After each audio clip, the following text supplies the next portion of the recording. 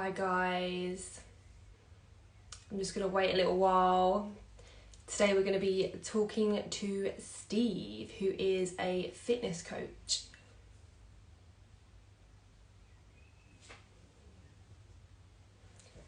So we're going to be talking about the psychology of consistency today, how we can stay consistent. Any goals, and particularly this might be relevant if you're trying to regain your period right now. Let's see if Instagram... Oh, there you go. It worked. Hello. Hey, How how are are we? you? I'm good. I am nervous, Tash. I'm nervous. I'm sitting in. No! I'm sweating. I've had to change my top twice now. I'm joking. I'm okay. A little bit nervous, but not It too is bad. hot though. It actually is quite hot today for It England. is, So that especially might for be a why. especially for a ginger. This is way above what I can handle. Oh, you're going to be fine. This is your first live, isn't it? It is. It is. Public Yeah. speaking is one of those things that I really want to get better at, but it's still an Yeah. uncomfortable space. But you've also got a podcast, so you're amazing at speaking. You know how to Yeah, speak. but that's behind time. If you get anything wrong, you can just edit it out. You don't have to worry. On There's this, you're no like, such thing as shit, I've wrong. said it. No, it's fine, it's fine. Well, let's dive straight in, first of all. So we're going to talk a little bit Sure. about the psychology of consistency, how we can stay consistent, any kind of practical aspects of that. But first Yeah. of all, I'd love to know like a little bit more about you and like what got you to the stage where you're at as a fitness coach. Yeah. How did you get here really? How deep do you want to go? Do you want to go all the way back, or do you want to go to the start of fitness coaching? No, we can go all the way back. Whatever All has right. brought you into the fitness world and then wanting to actually coach that as well. Okay. So I suppose for me, my fitness like side of things started when I was quite young. So I used to play a lot of football when I was younger. We used to go, Hmm. I think from about year three, we'd go out and we'd train for about 3, 4 hours a night for about 5, 6 days a week. And then that carried on until I was about, I think I was about 14 or 15 or so. So the whole aspect of fitness for me was very much in like a performance kind of base. And Okay. a lot of the way that I saw myself at that time was that I was going to be a professional footballer. So everything that I was doing was all geared towards like physical activity. I wasn't really paying that much attention in school because I didn't need to. I was going to go play football. So it was all good. And Yeah. then obviously I got to probably about 14, 15. I discovered alcohol and girls. And then I decided that I didn't want to play football anymore. So obviously Right. your goals change and things change over time. And then after that, I went off to sixth form, kind of messed around with like different places that I was at. So went to sixth form, didn't really do very well, mostly just spent it drunk. Went to college, didn't do that well, mostly just spent that drunk as well. And then I Okay. got qualified. Pattern. Yep, there's a pattern. And then I got qualified as a chef. So did that for a little while. And then I realized when I was doing that, the thing that I really loved about it was the nutrition side of things. So I was seeing if there was something I could do where I could go to uni to do nutrition, but there wasn't, but I could go into exercise science. So Hmm. I did a PT course, got myself into fitness that way. Didn't do that job for probably about 2 or 3 years. So I qualified as a PT, and then I was just very reluctant and scared to do it. So a couple of years went by, ended up working a job I was absolutely hating, and thought, do you know what? I've got this PT qualification. Let's go do it. At that time, I was very heavily into kind of bodybuilding and that kind of side of Yeah. things. And that's really the approach I took into coaching when I first started. So to me, and this is a terrible, terrible thing to do. So if there's any other coaches watching, don't do this. But to me, everyone was going to be a bodybuilder. Everyone I trained was in it for like muscle growth, and that was it. Hmm. So luckily, the space I got exposed to within bodybuilding was very science based. So it was a good training practice, but it wasn't necessarily the training practice everybody wanted. And then skip forward a few years, well, 10 years now. So I've been doing this job for 10 years.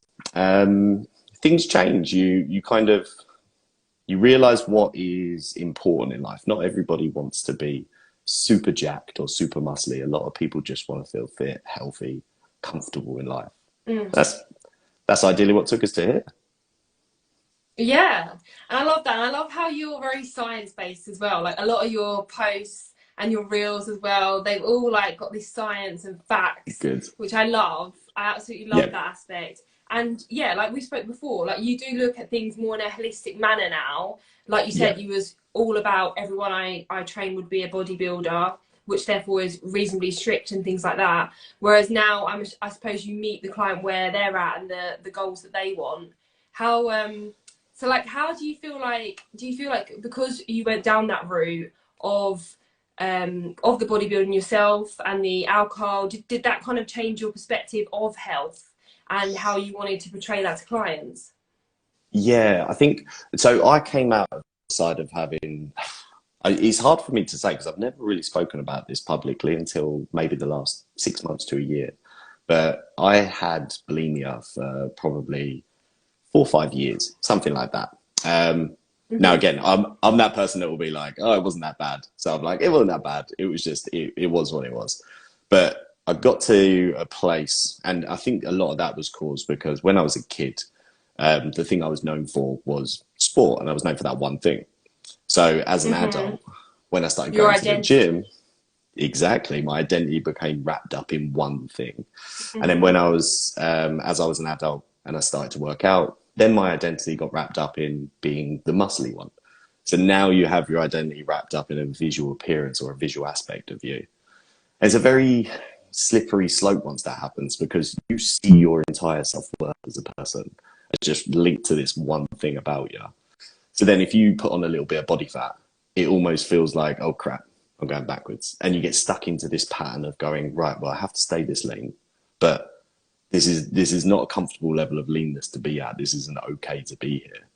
So I ended Yeah. up getting into a position where I kept myself there for a long amount of time via kind of bad means, really. And then after that, once I came out the other end of that, I think that's when the way that I looked at fitness really changed because you start to, I don't think sometimes until you get to the other end of things and look back on it, that you can really understand how much it was affecting your worldview around it. It was affecting everything that you was looking at.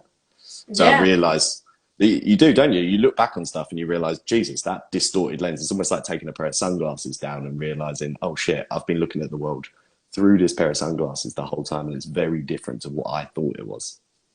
Yeah, I can totally relate, and so can like a lot of people within my audience that have lost their period. They go through the process of trying to regain their period, which means cutting down on exercise, eating more. Therefore, they're potentially seeing their body change. Their identity, like you said, is wrapped up in how they look. So I completely resonate. And then as soon as you kind of get out of that and you go through that hump, like you said, you can look back and just be like, wow, like I was not healthy, or like I looked at things in such a really small, like grey, black and white box rather than all the other colours. Yeah. Yeah. Yeah, so that totally resonates, and that's what has kind of motivated you to change over time, and then also flip your coaching practice to be more holistic and more health centered, I guess. Yeah, I think when you get to the other end of it, so I always say to people, picture like your value system and how you see it as like a big old cake, and you've got different slices of that cake, and there can be different size slices, and that's absolutely fine. And within that, it might be like education, career, visual appearance. I mean, it's okay for visual appearance to be a part of it. I think sometimes we get wrapped up that it shouldn't be a part of it at all, and it will be a part. We can't just dismiss it, but what we put more attention towards starts to become a bigger slice of the cake. But we still only got the same size of cake available to us. So other pieces start to become smaller by default. And I think when you come out the other side and you go, shit, I've just had this big piece of cake taken away from me, it can be really tough because you're only left with these other little slivers and you've got to spend some time building them back up. And I think, I honestly think it's probably taken me a good 3 or 4 years to fully get kind of comfortable with like building up those other pieces. And then I think when you get to it's not like a dawning moment. You don't just have one moment in time where you go, everything's better. And I think even now you still work on it, but you get to a space where you look back and you go, shit, like a lot went on there and a lot of things changed for me and I didn't even realize it. And then you just think, I want to make sure that nobody else that I'm working with is in this position. Yeah, I was laughing as well because while you were talking, someone just put Steve's talking about cake again, and that made me. That's very So I know true. That's my you've client. got like on your Instagram that you're like a cake and coffee connoisseur, I love a slice of cake. I which do is love a great. slice of That's cake. amazing. Yeah, it's good. That's why I also like that you, from looking at your posts, you don't view food as good or bad, even though you're a fitness coach as well, Yeah. which is amazing to be portraying that to people, the more balanced and sustainable route. What about I know you touched upon it a little bit, and I don't know how much you want to go into it, but you kind of said just recently you've been more open that you had a bit of bulimia. I'm saying it weird. That's cool. So I wondered, like, what was the things that helped you overcome that, or like, was it the support? Was it just like the awareness? Was it fueling your body more throughout the day? Do you know, I actually think this is really like tricky ground for a lot of people. So I was talking about this with Max last night. So Max, I do a podcast with Max. Tash knows that. We was talking about it last night, and we were saying about how you have to do the work, obviously, to get to a better place. But I was saying that us as fitness professionals, we're kind of exposed to the thinking that we need to be exposed to. So we go and read about psychology, we go and read about philosophy, we go read about like different mindset stuff. And it kind of, if we think about it, like we've got two people, we've got me over here doing this job, and we've got a plumber over here suffering with the same thing. If I'm over here at the start of a 100-meter race, I'm facing straight down the track and I know exactly where I need to go. And yeah, sure, I've still got to take action and go, but it's a lot easier for me, I think, anyway, because I'm kind of lined up and exposed to it. Whereas this plumber over here, he's blindfolded, turned around 5 times, he's dizzy as hell, and then someone just shouts go, and he's like, "What fucking direction am I meant to go in?" And I think that's the tough place for a lot of other people, is that you don't really understand what you're meant to do. And that's where I see myself as kind of fortunate, is that the more and more I read around different areas, like I'm a little bit of a bookworm. I just love reading stuff and understanding things. So the more and more I read in different areas, I'm like, crap, like I'm thinking about applying this to other people, but really I should be applying it to myself. Yeah. Often in regards to that, you often find that clients are like a reflection of you, or aspects of you, or the past you, which can help them kind of overcome. So talking about like being a bookworm, things like that, and therefore liking the psychology of things. So we wanted to talk a bit about consistency today, and like the psychology of staying consistent, keeping motivated towards your goals, which can totally relate to the people within my space as well, the women that are trying to regain their period back, and some days are better than others, they might feel like they're slipped up. So what are maybe some practical ways then that we can stay consistent? Cool. So I think it's obviously a very broad thing. So we'll probably go for like the maybe the most impactful thing you can do. I think a really good thing to touch on first, though, is just starting to try and understand the difference between emotional thinking and like rational thinking. And you can do this with really simple practices. You can, because a lot of the time when we're making decisions based on this emotional pathway that's going off in our brain, which is that kind of fight or flight response. And when that's going, we just go back to automatic responses that we've had built up for years. So it's very easy to find yourself in a stress position and then falling back to old habits and behaviors because they feel normal and they feel natural and they feel comfortable. Whereas being more rationally driven takes a little bit of attention to kind of calm yourself back down. So a really good way to kind of get yourself into a habit of practicing it is just start writing. Sit down with a notepad at the end of the day and just write down one thought of the day, one thought that's been whirling its way around in your head. Write down a piece of paper and just write afterwards. I like to write on a laptop because I write terribly slow. But you sit there, and because you're sitting with it and because you're writing, it's taking you a little while to do. And as you're writing, you're kind of having a conversation with yourself at the same time. You're allowing yourself to like be thinking about one thing for long enough to start to get to a rational response, rather than when it's whirling around in your head, you might have a thought that kind of you pull at for a little while, like pulling out a little piece of thread. You pull it and then you get distracted by something. then you pull it again and you get distracted by something else. And all you do is you spend the whole day running over the same bit of thought and never getting anywhere with it. Whereas when you sit down and you start writing, you have a lot more time that you can dedicate to it. And then you can just start to get to clearer answers in your head. And eventually those answers start to become your automatic responses. If you're exposed to them enough, when you get into an emotional state, it starts to pull you in this direction rather than straight back to the old habits and behaviors that you used to have. So that's like a very basic thing that you can do at the start. So are these thoughts that we're writing down, are they kind of thoughts that go against why we're not consistent kind of thing? Those niggling thoughts, or is this quite a broad thing, just like anything that's niggling in our minds?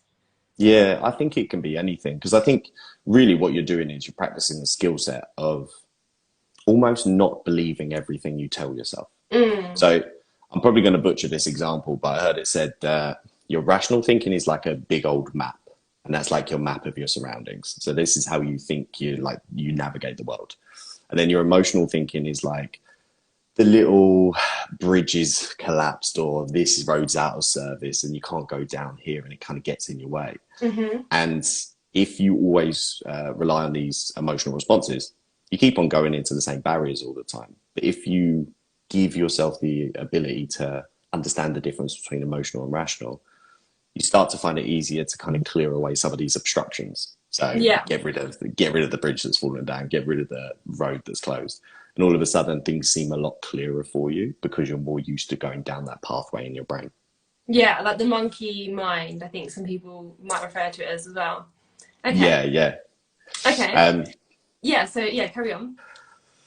So a good practice is getting into the habit. I think one of the most impactful things you can do is get into the habit of delaying gratification, which is almost like delaying the reward response from yourself, which like obviously exactly. And we're terrible at doing it these days because we're trained into, if you need a dopamine hit, you go on your phone and you get stuck in a scroll hole. You go on TikTok, you go on Snapchat.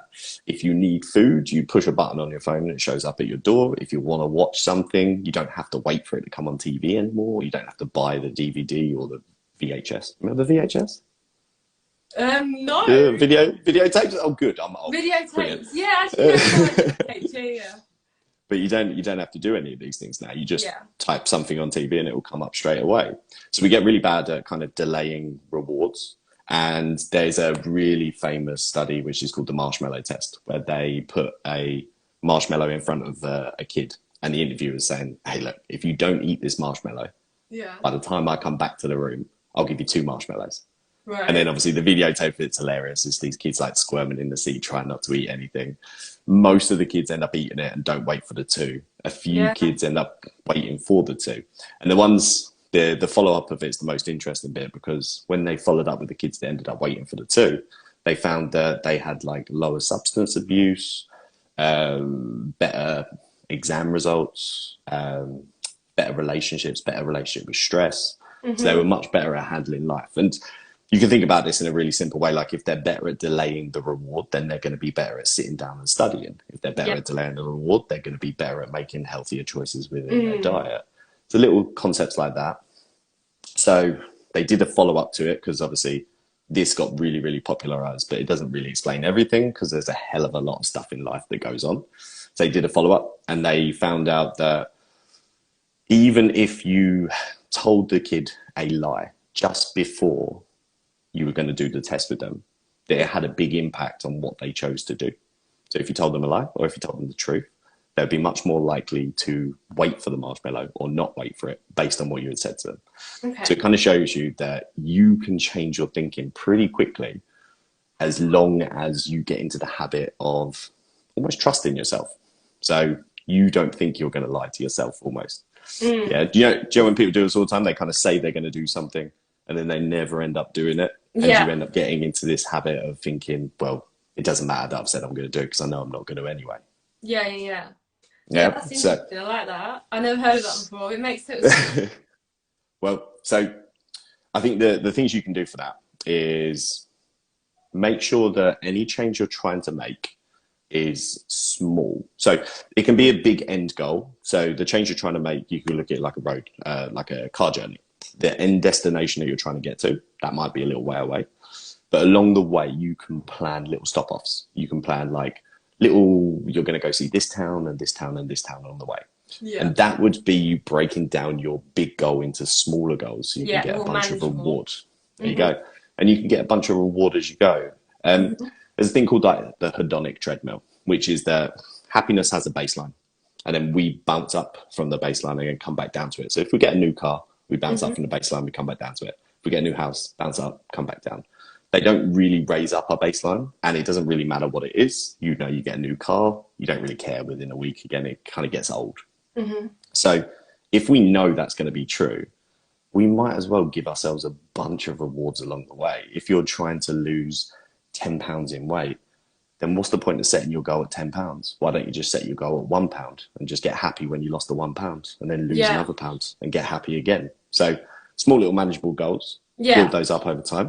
Yeah, that's good. That kind of reminds me of like with clients, we have little goals in between our sessions and little like fear foods that they can challenge. So yeah, it's just getting that, like you said, the little kind of like gifts along the way of that big goal.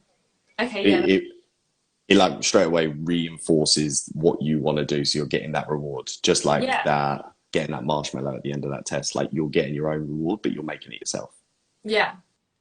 And then along with that, I think one of the best ways of reinforcing that is to make sure that you're kind of tracking these things over time.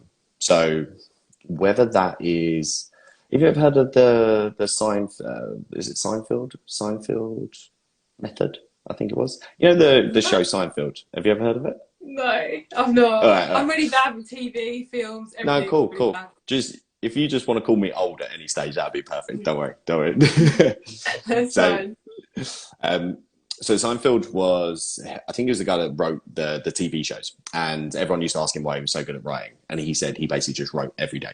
No matter what it was, no matter whether it was crap or not crap or whatever, he just wrote every day. Yeah. And I think this is kind of the practice we need to get ourselves into, is that what we're doing doesn't have to be perfect. It's coming away from that all or nothing thinking if I can't be perfect, there's no point. And instead thinking, actually, there's still a good point of doing something. We can still either make sure we stay where we are, or we can try to put a small step forward. So it's when we come back to it tomorrow, we're not demotivated by a loss of progress. We're motivated by the fact that we've still either progressed a little bit, or we're still in the same space. So it's still just continuing on. So again, that's a good one. Because even like, say with people within my space, the all or nothing mentality of that they should be reducing their exercise, and then maybe for a few days they don't exercise, and then one day they just really feel the guilt and the urge they need to go and exercise, and then they just think, oh, that's me done, like I've just ruined everything, all the progress. But like you said, you're still making those little tiny incremental steps forward, so it doesn't bring you back to ground zero. No. And again, the all or nothing mentality. Yeah, well, you can put in a really easy concept for people, like I do in my space. So obviously I help a lot of people with like fat loss and lifestyle change and that kind of stuff. And for in my space, if I said to someone, do you want to lose 52 pounds this year? People would be like, yes, I want to lose 52 pounds this year. This is amazing. Of course I do. I'm like, cool. All right. So what about losing £1 a week? And they're like, no, I don't want to lose £1 a week. That's terribly slow. You're like, it's the exact same thing. Like we're doing the exact same thing here. So which one's okay and which one's not? And I think sometimes when you kind of just expose people to certain ideas, they start to see it in a little bit of a different light. And again, it goes back to that irrational or rational responses. If you can promote people to start seeing things in a bit more of a rational light, things start to get a little bit easier for them. Yeah, that makes total sense. Cool. What about even like accountability as well? Do you find that people do better to be consistent when it doesn't even need to be a coach, you can just be friends, support, you verbally tell people your goal? I definitely think it helps at the start. So having some sort of accountability to someone, which obviously is a large part of my job as well, it hugely helps. But I think the main goal after that is to try and transition people into thinking about things slightly differently. So from a health and fitness standpoint, like we were saying before, if you focus just on visual change, it's an incredibly tough thing to stick to, because one, visual change happens very slowly over time. So you're not really getting that much reward for it. Most of the time, people only really want a visual change when they're going on holiday. That's when they really, really want it. So then does that mean we're only going to take care of our health and fitness for, what, 4 weeks of the year or whatever, like the build up to the holiday? And obviously when you start to take people away from that thinking and you expose them to, well, hold up a second, what are the values that you hold really dear in life? And then they come back to you and they'll say, like, my kids, or I really like spending time with my husband, my wife. Like, I really love going trekking in the Lake District. I mean, no one's ever said that, but I thought that'd be a really good one. But like, I really love doing these things. And you go, okay, cool. What's the one thing that allows you to do all of that? And then no one ever gives me the right response. So I have to say to them, where's your body? It's Your like, body, yeah, I was about to say, the ability of your body, yeah. Literally, the only reason you can do any of the things that you love in life is because your body allows you to do it. So your main focus has to be, okay, I'm going to take care of the muscle mass that I do have on my body because it's going to allow me to keep on being fit, healthy for like a long time to come. Same with, so two of the worst health issues as you age is sarcopenia and osteoporosis. So loss of bone density, loss of muscle mass. Yeah, that can be quite common within the women that I work with the low estrogen aspect. Yeah. So like straight away, you're like, okay, well, us taking care. And again, it doesn't have to mean that you're in the gym shouting at everyone, like carrying around a jug of water, like bodybuilders do with the hood up and like your headphones on. It just means get into the gym or get under some weights and do some sort of resistance work. So as you're putting enough challenge towards a muscle that it's going to hang around for you. Now we're taking care of other factors in life. We're not doing this because you want to be bikini ready or you want to be beach ready. We're doing this because you want to be ready to still be able to enjoy life with your kids when they're running around the park, and you're not going to be having a hip that hurts, having a knee that hurts, or just so out of shape that you can't do it. Yeah, having a deeper goal that's not aesthetics. Yeah, I often say that to people as well, like, and how would you feel when you get your period back, and like, would you have more energy, and like you'll be sleeping better, or your hair's better, etc. Your relationships are better. So yeah, it's the bigger picture approach, which you do as well with your clients, which is great. It's really easy to lose, isn't it? Yeah, yes, 100%. Yeah. But so it's taking you back to the main reason, your main why kind of thing. Yeah. What is for you then? What's the most common ways you see people, or the most common reasons you see people lose consistency? I think it would be when people don't manage to. So there's kind of like a thing in the fitness space where a lot of information goes out and a lot of people hear the information. Right. But I don't think they fully internalize the information. They don't fully understand it. I kind of had this experience with a client of mine the other day, and we've been talking about things like triggers. So trigger responses to certain situations in life, and then the reaction that he ends up giving off is the reaction he doesn't want to. And I was talking to him about understanding his triggers, so figuring them out, writing them down. And he listened to a podcast that I sent him around it. And this was after like 2 or 3 weeks. And he went, I finally get what you're on about. Like, this is what you mean by triggers. So up until that point, I thought he knew what I was talking about because I kept on saying, like, you good? You understand? And he's like, yeah, fully get it. And I'm like, cool, okay, sweet. I'm thinking we're working on it. And then he sent me that message and I'm like, okay, brilliant. And this is generally what happens in life. Like, you have aha moments. You have those moments where there's enough glutamate released in your brain for that memory to kind of like stick and you don't forget it. But sometimes you need enough education to get there. But I think in the fitness space, a lot of people hear things like learn to value your body rather than a physical change. Like learn to love the process rather than the outcome. And people go, yeah, love the process, not the outcome. But I don't think people really love the process at all. Like a good quote. Yeah, they're just waiting for the outcome still. And you're like, okay, cool, right. So you have to spend a good amount of time sitting down with people and get them to fully understand what it is. And I think that is probably the biggest problem with people's consistency, is that they never really understand the true extent of what they're working for.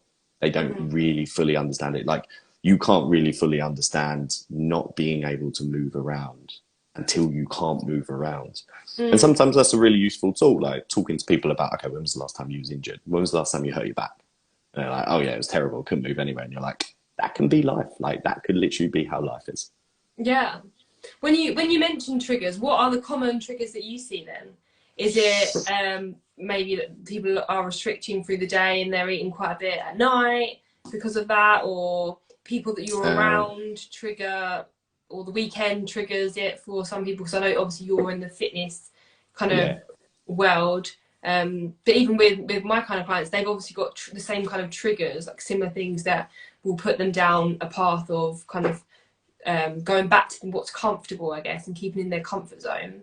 Yeah, I definitely reckon the weekend. The weekend's a huge one, isn't it? I think a lot of that comes down to like people don't. In the week, you have a lot of structure and schedules, and everything's kind of like set out for you. And then the weekend comes, and we kind of just wing it. And obviously, when we wing it, we naturally go back to what we always know because that feels comfortable. But that's what we try to get away from.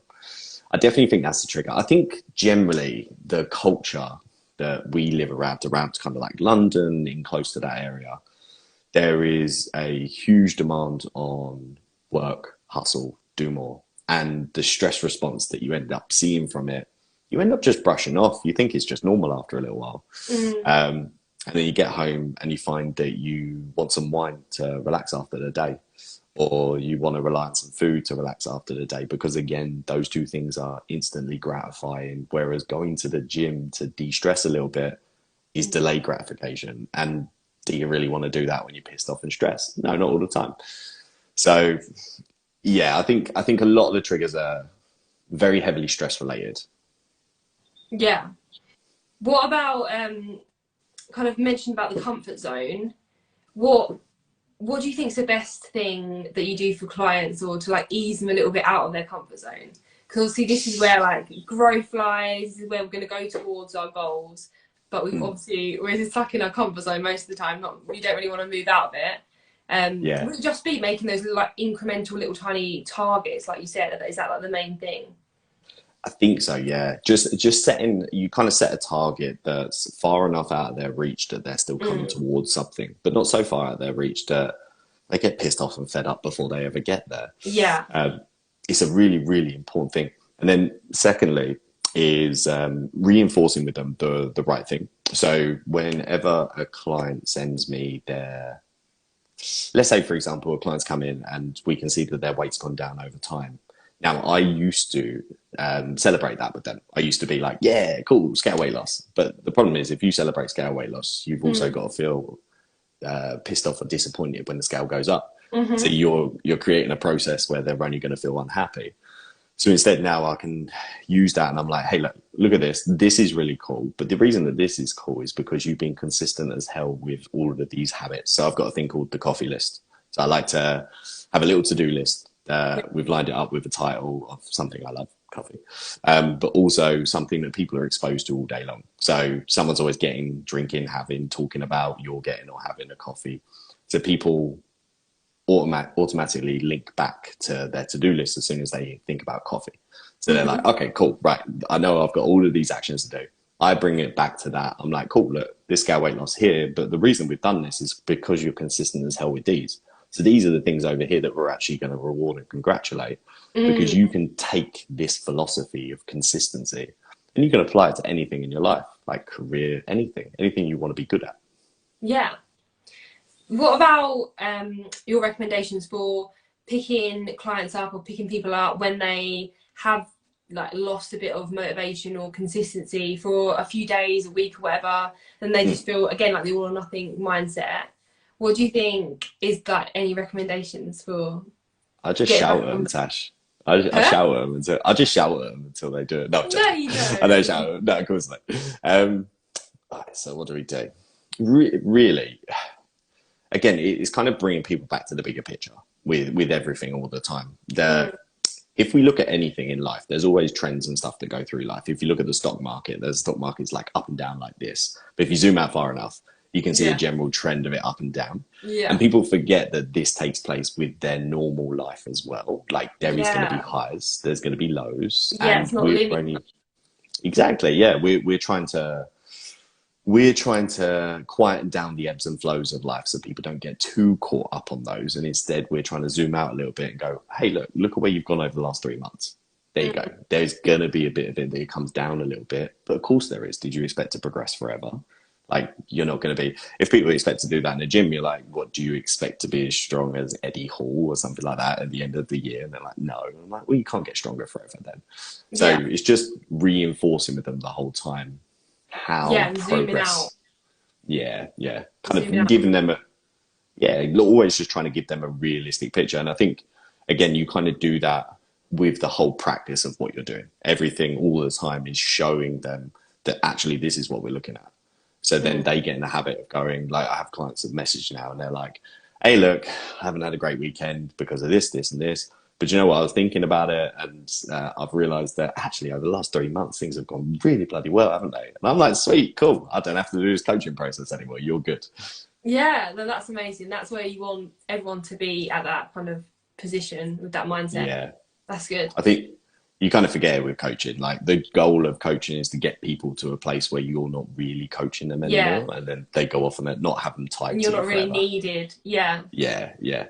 Like put ourselves out of a role, basically. That's the aim. I see. Yeah. It's like two types of coaches, isn't there? There's authoritarian coaching, which I definitely used to be, which is kind of, if I say, I'll say this and then you go follow it and then you'll do well.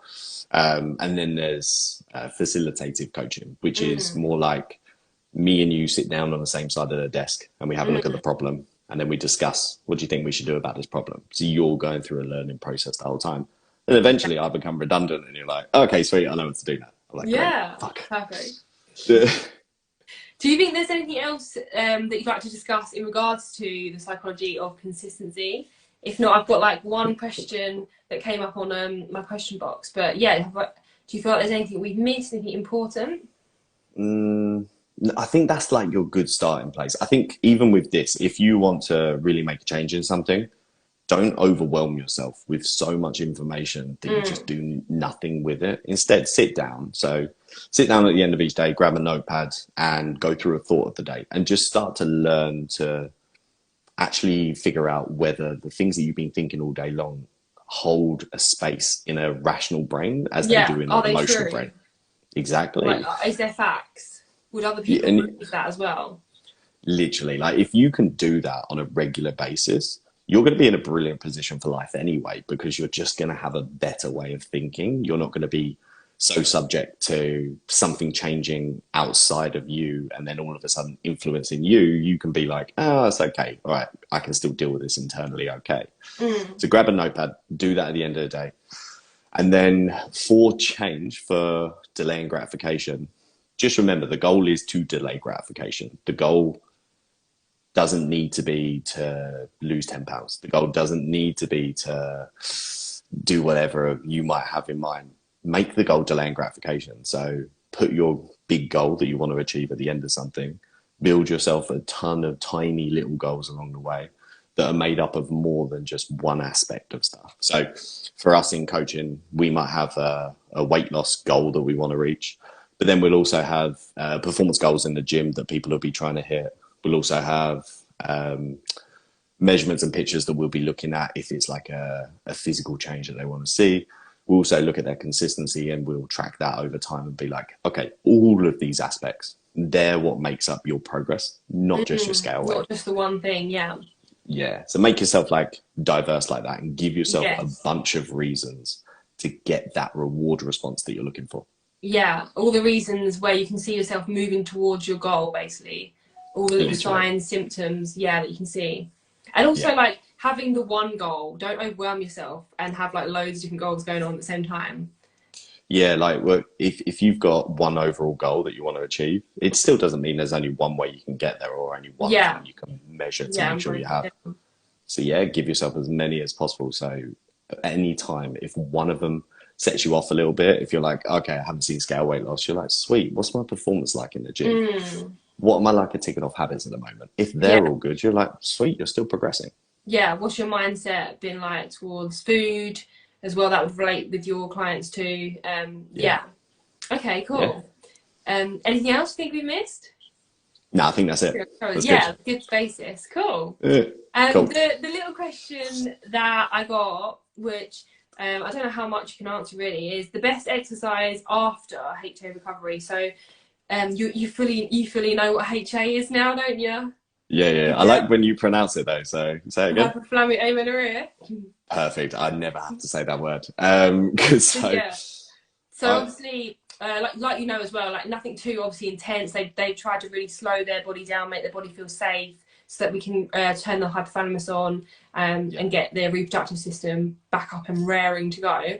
So say if they do want to incorporate after 3 months, we recommend some exercise. What would you do? So a client's come to you and said, I lost my period, I've got it back now, but I'm a bit wary. Like, what do you feel like is the best steps? So I always try and explain to everyone to think of stress. So stress has like an overall thing in the body. It's called like an allostatic load. So it's a total accumulated stress in your life from everything, from work, from kids, from relationships, whatever you've got going. I think you said this is about a sink before. Did you say about a sink? sink? Yeah. So picture it like a big old sink in your brain. Yeah. And you've got all these different taps that are turning on. So you've got relationships, kids, whatever. And they can all be turned on to different degrees. They could be bigger taps, littler taps, depending on what you've got the most stress coming in from. But you have to make sure that your sink doesn't get to the stage that it overflows. As long as you don't get to the stage you overflow, you're okay. Most of the time, you can deal with it.